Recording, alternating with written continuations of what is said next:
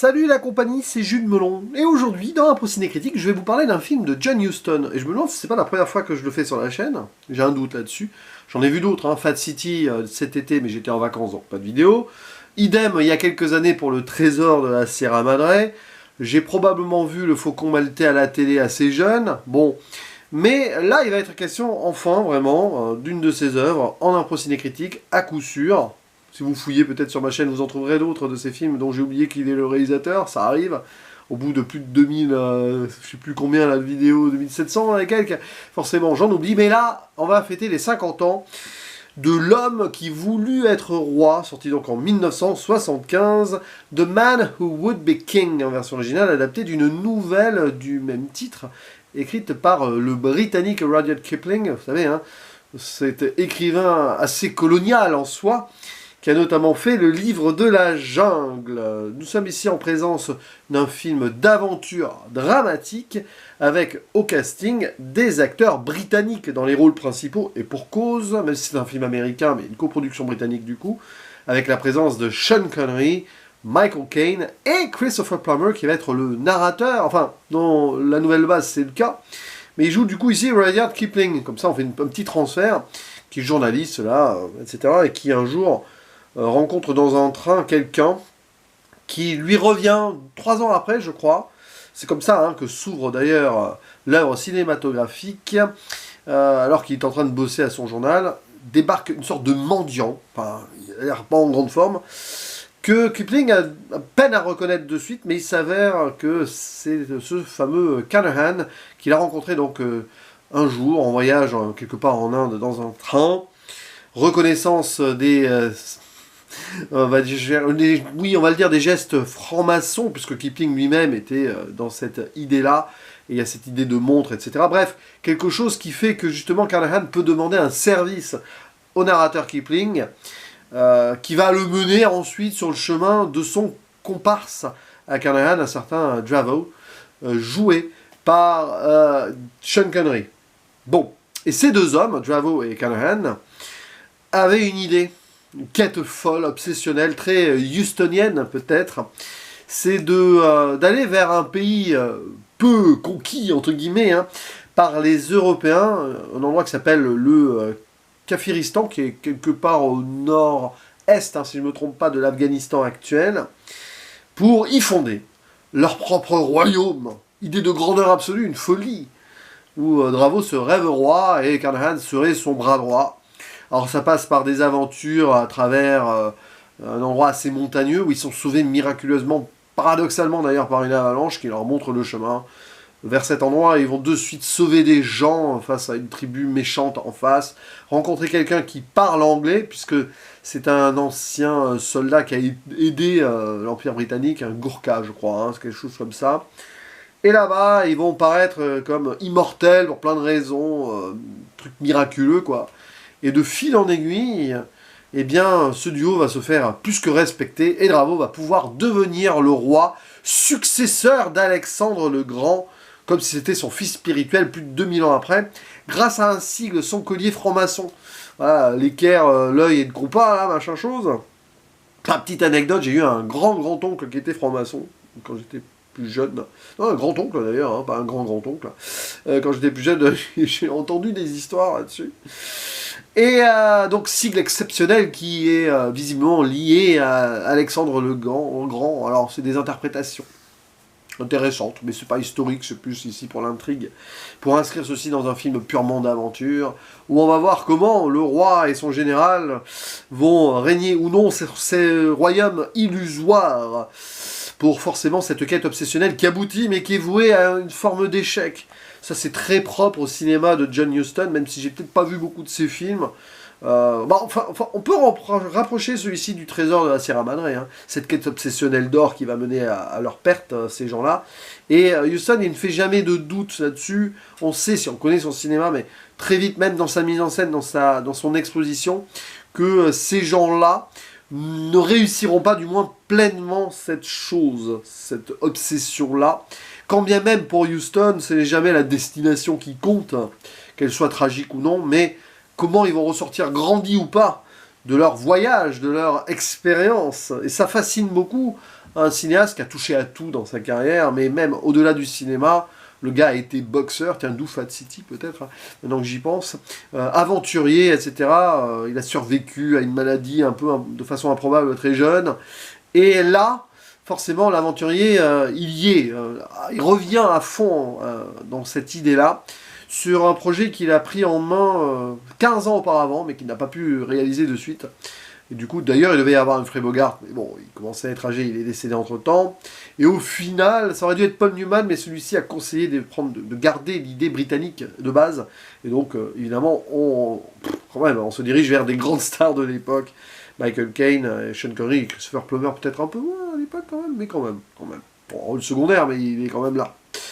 Évidemment, c'est dans l'extravagance pure de cet écrit de base qui est quand même post-colonial ou colonial de l'époque, parce que non, colonial, pour ici un cinéma qui essaye d'être post-colonial autrement, mais en montrant ceci de façon cynique, cette quête de l'absurde. Et quand même, hein, bon, pacte non respecté par rapport aux femmes, par rapport à la fortune, il y a plein de trucs là-dessus qui va les mener à leur perte, peut-être indirectement, pas de la même manière, mais bon, surtout l'un des deux. Mais les deux au final, d'une certaine façon quand même. Cette idée que finalement, cette vision un peu absurdo-cynique des choses rend le film moins colonialiste dans son ambiance. 75 on en sortait, et Huston, il porte un regard, on va dire, il est un petit peu acerbe, parce qu'on est dans cette folie-là, qui est parfaitement portée par la grandeur charismatique, surtout de Sean Connery, évidemment, qui porte en lui cette idée de roi, déjà du cinéma, et qui s'inscrit là, hein, en post-James Bond, donc quelque chose qui le dépasse, hein, enfin qui dépasse son personnage du coup. Mais Sean Connery n'est pas dépassé par les événements, parce qu'il joue très bien, l'image à Michael Caine aussi, très fort, et un Plummer qui est le réceptacle hein, de ces histoires, qui peut re-raconter, nous c'est John Huston qui nous raconte ça à l'écran, dans le bouquin de base c'était lui qui répertoriait cette aventure, que nous on voit donc frontalement, hein, c'est ça la magie du cinéma, on déploie donc les décors et les perspectives, que ce soit filmé de loin ou plus rapproché, et on voit dans le regard des fois que l'obsession se fait de plus en plus forte. Alors ça a été tourné je crois au Maroc, du coup dans certaines langues autochtones disons, c'est pas du tout cohérent avec ce qui est parlé probablement dans ces régions, on va dire dans l'Afghanistan. Mais bon, c'est comme ça. Il y a quand même ce personnage du bras droit très fidèle, la Billy Fish, qui s'est anglicisé à mort, hein, le Gourka, qui va devenir une sorte de caporal, forcément, qui est très bien joué par Saïd Jaffrey, qui était lui un acteur indo-anglais, enfin anglo-indien. Il est né dans l'Inde britannique de l'époque, mais il est devenu indien, je pense, ou il est resté anglais, je sais pas, c'est compliqué, mais bon, il y avait les deux nationalités. Qui est mort il y a que 10 ans d'ailleurs, hein, et qui, voilà, c'est terrible parce qu'on voit, malgré eux, peut-être, des gens qui se soumettent à cela, cette colonisation, c'est un peu triste quand même, avec ces sauveurs blancs, au moment qui viennent clairement les sauver, hein. C'est remis en question plus ou moins par rapport à la folie de l'obsession de devenir roi.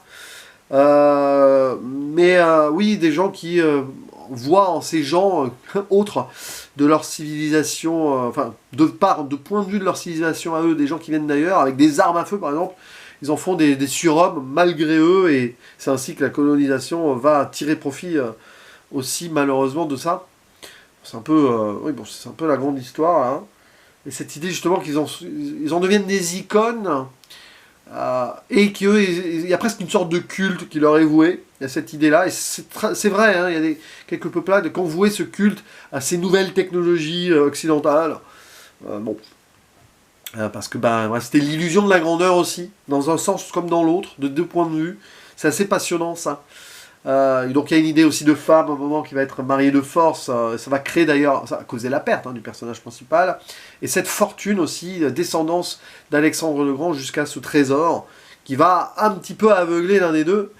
Christopher Plummer, le personnage, de Michael Caine, Canahan, alors que l'autre juste veut être roi, mais c'est une autre forme de grandeur plus spirituelle.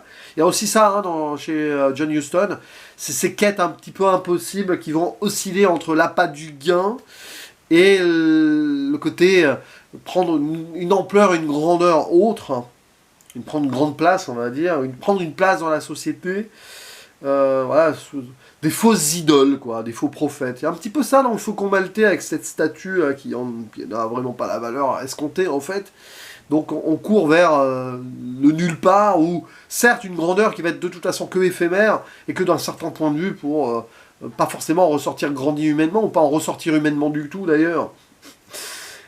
Et donc après c'est vraiment bien en film d'aventure, c'est vraiment un bel exemple de mise en scène perpétuelle dans une sorte de questionnement humaine, mais aussi de l'action, et donc de ces jeux-là de pouvoir et de domination, qui peuvent faire mal au cœur et tout, portés par une musique à la fois discrète et marquante quand elle est là, de Maurice Jarre, qui touchait à tout et qui a fait beaucoup de choses aussi dans l'histoire du cinéma, un des grands compositeurs français de l'histoire, donc du 7e art, qui a fait beaucoup sa carrière en dehors de la France, abandonnant même un peu son fils, Jean-Michel Jarre, qui a suivi son chemin musical autre. C'est assez particulier ça, comme quoi les anecdotes musico-cinématographiques, on peut en faire plein.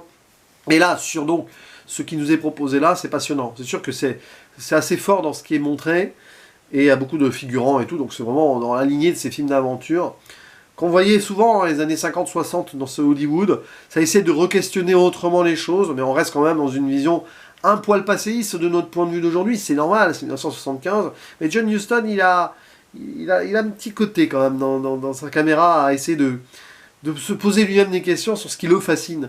Et ce qui fascine ces gens aussi, le questionnement n'en sera que encore plus fort. Puisque, spoiler, je le fais quand même, évidemment, le personnage de Dravo, le roi, le faux prophète, le faux monarque, va mourir parce qu'on va découvrir qu'il n'est pas immortel. Quand il veut épouser de force cette femme, parce qu'il y a de ça quand même, il y a une exploitation globale de tous ces gens-là, que ce soit par des fausses promesses ou des fausses apparences, cette femme va se battre indirectement parce qu'elle sent qu'elle pourrait être, en tant que mortelle, mariée à un dieu, victime de quelque chose, et elle va le mordre. Et en le mordant, sang sur la joue, les gens autour se rendent compte de la supercherie. Et donc il est mortel. Et du coup, vindicte populaire contre lui et Carnahan, et aussi le pauvre Billy Fish qui va se sacrifier jusqu'à la fin, dans une sorte de don de soi absolu. Et alors, évidemment, Dravo va mourir là sur ce pont qu'il a construit, et même il finira décapité, ou pas, enfin en tout cas, Carnahan, qui lui survit à une crucifixion, va revenir tel Jésus, d'ailleurs c'est un peu, lui aussi, prophète, faux prophète, indirectement prophétisé. George Miller a dû apprécier ce genre de film quand même, maintenant que j'y pense, puisque lui qui est assez fasciné par ces faux prophètes aussi, là. Il revient, donc on voit cette narration, cette scène du début qui revient à la fin, il a ramené la tête, sorte de crâne squelettique avec la couronne d'antan. On finit sur ce plan d'obsession sur l'or de la couronne, issu de ce trésor d'Alexandre le Grand. Il y a un côté archéologie, aventure, ça aurait pu inspirer, je pense, Steven Spielberg pour Indiana Jones, tout ça peut-être.